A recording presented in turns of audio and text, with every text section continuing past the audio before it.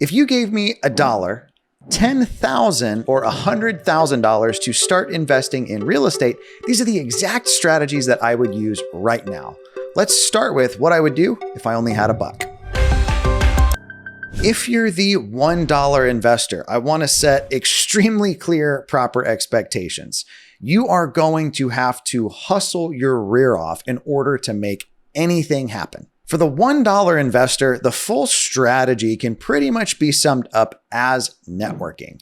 You need to find buyers, you need to find sellers, and you need to meet all of the players in the industry, putting in manual effort, pounding the pavement. If you only have $1, you can't even use the common tools like Deal Machine or PropStream. We're going to have to get more thrifty and scrappy than that. The first thing I would do is what I call like reverse wholesaling, or finding deals and bringing them to buyers. Now, there's tons of buyers out there. It's often more tricky to find a deal that actually makes sense.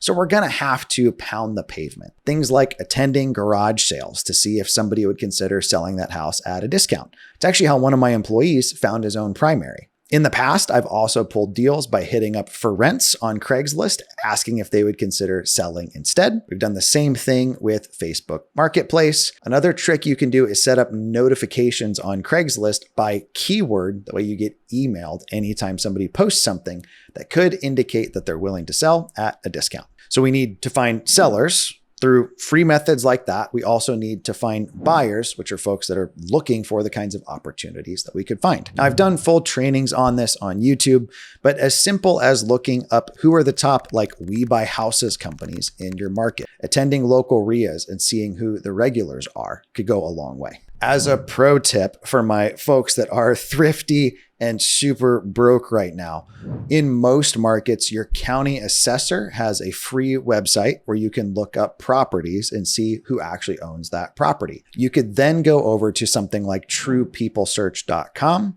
enter in that person's name, and it will give you things like phone number. You might not be able to afford to pay for like skip tracing, but that's how you can track down a decent bit of property owners. A pro tip for you is I wouldn't sleep on the emails in there either. Recently, we had a seller we were trying to track down on a transaction that was like a 1/5 of a percentage owner or something. And we were able to find them through email by taking all of the emails, throwing them into BCC, and just blasting them all. You could also consider partnering with other folks like yourselves, where maybe they've got a seller, but they don't necessarily have your buyer.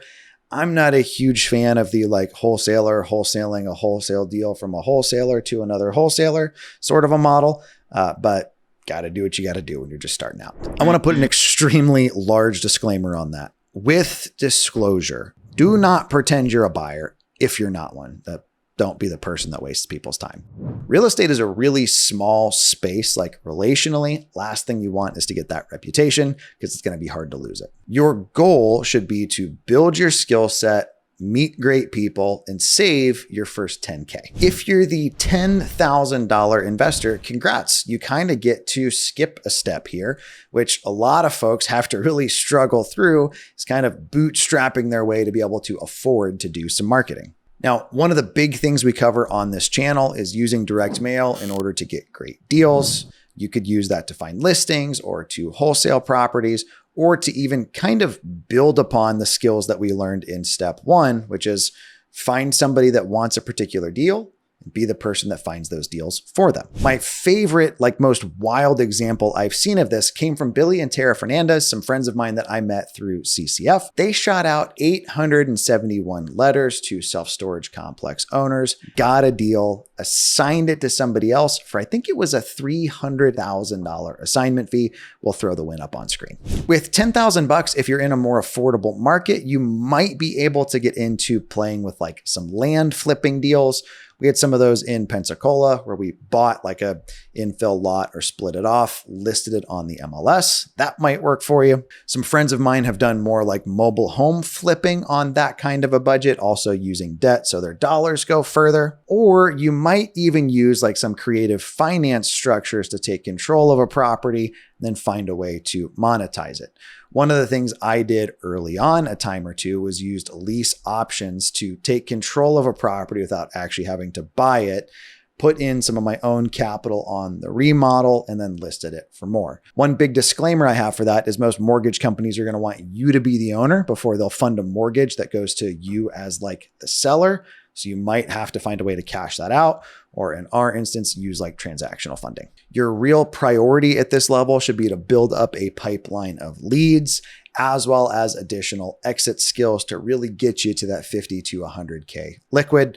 Or you can even do what I did at this level, which is start to network and raise private funds. That way you can take deals down yourself. If you have $100,000 to play with starting out in real estate investing, congrats. And I want to advise some caution. Chances are you worked very, very hard to get to that number of cash. So we want to protect those dollars. You can't go broke if you're making a profit, but you can go broke if you're being fast and loose with your money. This is where I would ask myself, where do I want to end up, or what is my priority? Is it building the nest egg? Is it starting to build my net worth? Is it starting to get some like passive income? I put quotes on that because I used to have 150 units and it was never really passive. But what is it that you are looking for? $100,000 in most markets is enough to get you started in buy and hold. Me personally, I'd be looking for more of like an A-class place, which might not cash flow in your market, or a small multi to kind of get my feet wet with. Even if you're doing buy and hold, I would still want to make sure that I'm getting a really good deal. I wouldn't want to just go and do like 20, 25% down paying retail for something. Between agent commissions and the average selling costs, you're going to have like 7 to 10% of your purchase price needed to get out of that place should you decide that you want to sell it. So at a minimum, make sure you're getting at least a 10% discount, if not quite a bit more. The second thing you might consider is doing what was known as like the BRRRR strategy, which is buy a property, renovate it, rent it out, refinance, and repeat it, effectively using that same capital over and over and over again.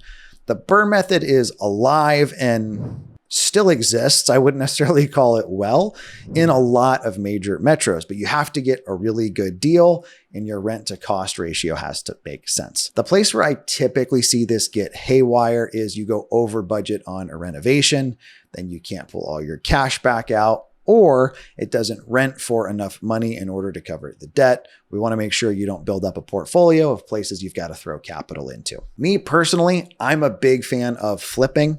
I want to build kind of that net worth, that nest egg, to then deploy into projects where I just get to be the bank on them. If you have a day job, that might be your best interest. Like investing with somebody else, getting a 8, 10, 12% return might not be all that bad of an idea.